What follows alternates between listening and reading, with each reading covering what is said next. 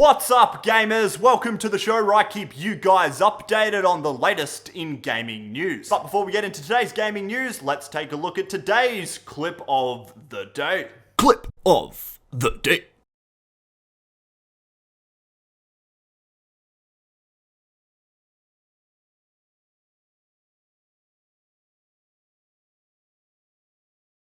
Anyway, yeah, that was our clip of the day for today. There was no sound in today's clip of the day, which is a little bit saddening, really. So if you want to see sound return to the clip of the day, make sure you hit that like button so we can get some more sound in the clip of the day. Anyway, let's get straight into our first news report for today's show, and it's about The Division, because yesterday we received a brand new trailer for the game, and it's pretty cool. It goes for about 3 minutes in length and shows us a lot of new gameplay, a lot of the environment, and a lot of the mechanics and new features. But one thing that's a lot cooler than the actual trailer is that we got some pretty cool information, and it's that The Division beta has been confirmed to be starting in January, and most likely beginning on the 29th of January. So that's really exciting news. The actual full game isn't set for a release until the 8th of March, but the beta is going to be coming to us within the next couple of weeks, which is really, really cool. Anyway, if you want to check out the full trailer that was just released for The Division, it will be down in the description below. But anyway, to our next news report for the day, and yesterday we all received an update on the PS4, and a lot of you guys have been asking what actually came with this update. And well, it really hasn't done much at all. In fact, all the information we got about this update is that this system software update improves the quality of the system's performance.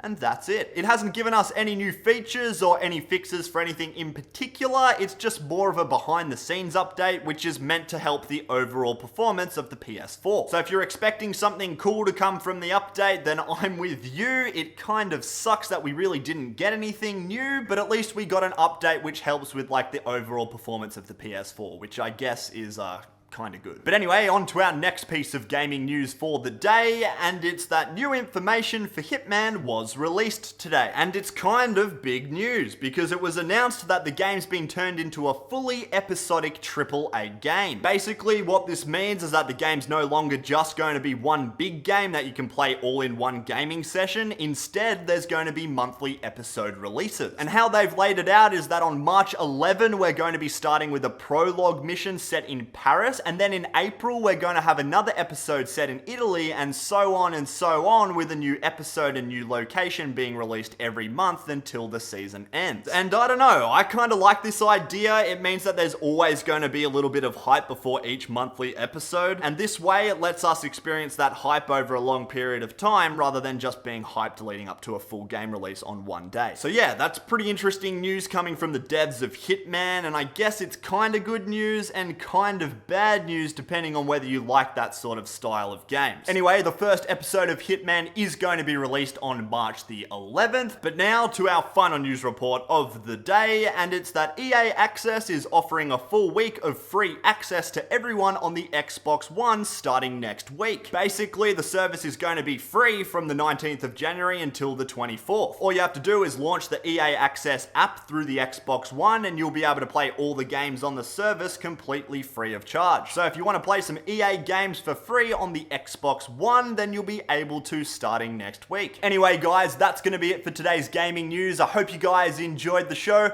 Thanks for watching, and stay gaming.